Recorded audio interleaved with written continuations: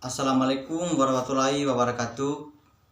Perkenalkan, nama saya Damianus Febri Lobino, NIM 2020-310045, Program Studi Agribisnis Fakultas Pertanian, Universitas Triwana Tunggadewi Malang.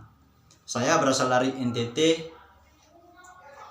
Tujuan saya membuat video ini guna untuk memenuhi tugas UAS Pembangunan Pertanian di kelas C. Langsung saja saya akan menjawab pertanyaan yang pertama. Sebutkan pembangunan pertanian saat ini di daerah saudara. Ada beberapa jenis pembangunan pertanian yang ada di daerah saya. Yang pertama itu kopi, yang kedua padi, ketiga jagung, keempat kedelai, yang kelima kacang tanah, dan lain-lain. Yang kedua, seberapa penting pembangunan pertanian tersebut menurut saudara?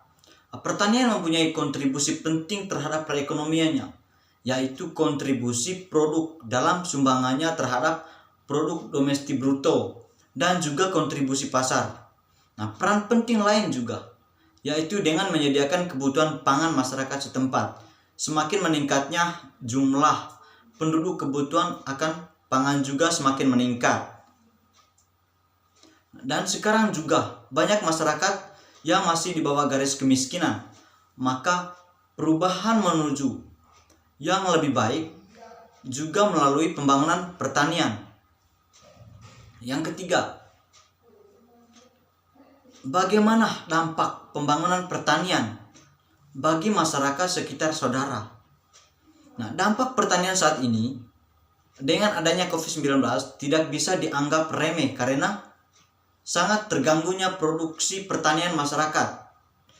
Keluhan petani di lapangan maupun di pasar, baik sepinya pembeli, sulitnya menjual hasil panen, dan mengalami krisis ekonomi para petani. Yang keempat, bagaimana ciri-ciri pembangunan pertanian tersebut? Nah, ada beberapa ciri-ciri pembangunan pertanian. Yang pertama itu adanya pasar yang selalu siap menampung hasil-hasil usaha tani. Yang kedua, adanya teknologi yang senantiasa berkembang. Yang ketiga, tersedianya bahan-bahan dan alat produksi pertanian secara total. Yang keempat, adanya perangsang produksi bagi petani. Misalnya, petani diberi penghargaan atau petani teladan. Dan yang terakhir, tersedianya pengangkutan hasil panen lancar. Dan yang kelima, bagaimana tantangan menurut saudara pada pembangunan pertanian di daerah Anda?